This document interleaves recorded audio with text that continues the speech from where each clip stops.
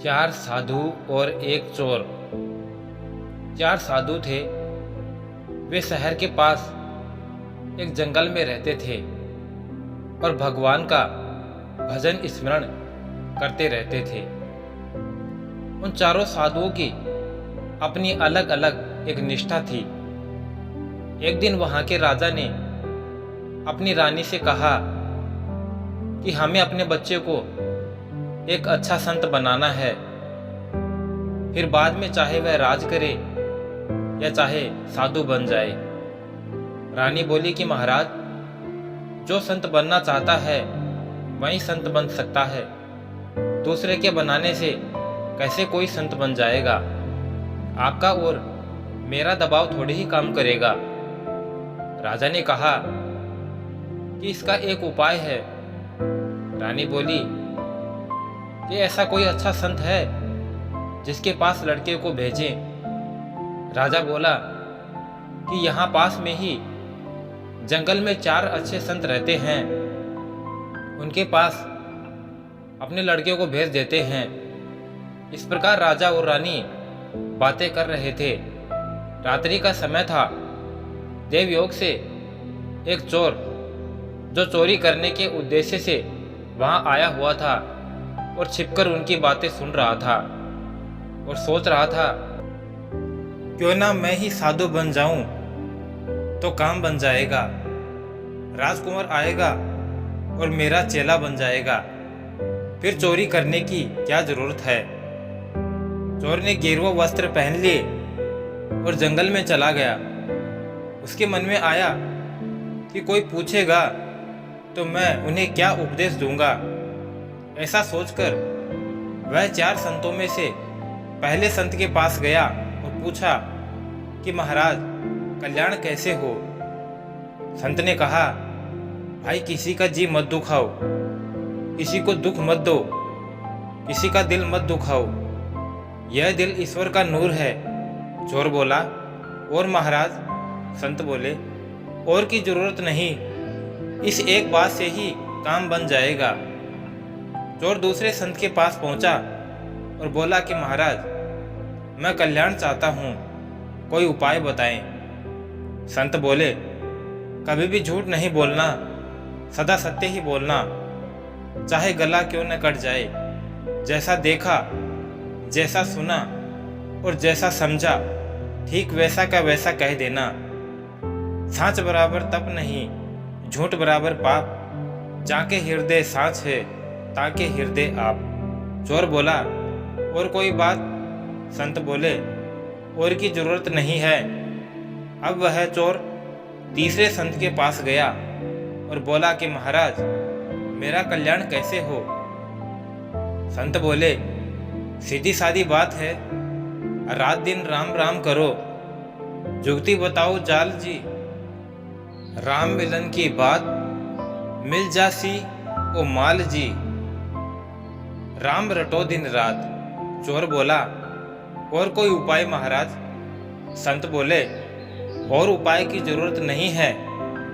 अब वह चौथे संत के पास पहुंचा और बोला कि महाराज, कल्याण कैसे हो।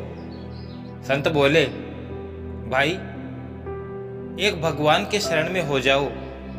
मन में यह बात अटल रहे कि मैं तो केवल भगवान का हूँ। जैसे विवाह होने के बाद लड़की के मन में यह बात दृढ़ हो जाती है कि मैं कुंवारी नहीं हूँ, मेरा विवाह हो गया है, ऐसे ही मन में यह बात दृढ़ हो जाए कि मैं भगवान का हो गया, अब मैं और किसी का नहीं हो सकता, मेरे तो गिरधर गोपाल, दूसरा न कोई। चोर बोला, और कोई बात। संत बोले, और की जरूरत नहीं है, इतना ही काम है। चोर ने चारों संतों से चार बातें सीख ली और आगे जाकर बैठ गया। अब राजा आया, क्रमशः चारों संतों के पास गया। चारों ने एक बात कह दी। राजा ने देखा कि आगे पांचवा साधु भी बैठा है। राजा उसके पास भी गया और प्रार्थना की कि महाराज, कृपा करके कल्याण की बात बताएं। वह साधु वेशधारी चोर चुपचाप ध्यान में बैठा रहा, कुछ बोला नहीं। राजा ने ज्यादा प्रार्थना की तो वह बोला, मैं जैसा बताऊंगा वैसा करोगे? राजा ने कहा कि महाराज वैसा ही करूंगा। वह बोला, किसी का जी मत दुखाओ। राजा बोला, और कोई बात? वह बोला, सदा सत्य बोलो। राजा ने कहा, दूसरी और कोई बात? वह बोला, भगवान के नाम का जप करो। राजा बोला, और कुछ बताइए? वह बोला, भगवान के शरण में हो जाओ। राजा बोला, महाराज और कोई बात? वह बोला, संत जैसा कहे वैसा कर दो। राजा ने मन में विचार किया कि यह संत ज्यादा ऊंचा है।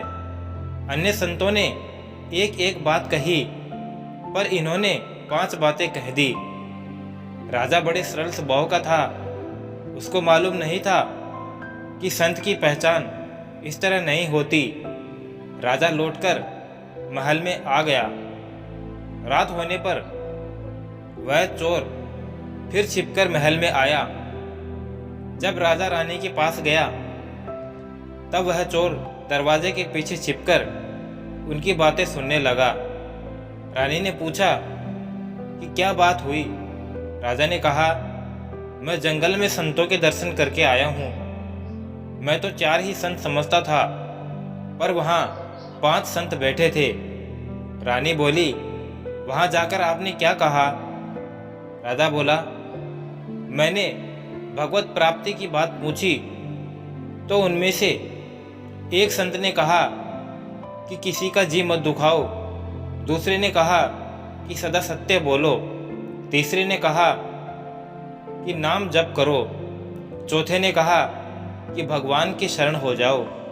परंतु 5वें संत ने उन चारों संतों की 4 बातें भी बताई और साथ में 5वीं बात यह बताई कि संत की आज्ञा का पालन करो। राजा और रानी दोनों सच्चे और सरल स्वभाव के थे। उन्होंने विचार किया कि वह 5वां संत ठीक है, अपने लड़के को उसी संत के पास भेज देते हैं। उनकी बातों का चोर पर बड़ा असर पड़ा कि अरे, मैंने तो नकली बात कही। उस पर भी राजा ने विश्वास कर लिया। अगर मैं सच्ची बात कहूँ तो कितनी मौज हो जाए। राजा के सद्भाव के कारण चोर का हृदय बदल गया। वह एक सच्चा साधु हो गया और जंगल में निकल गया।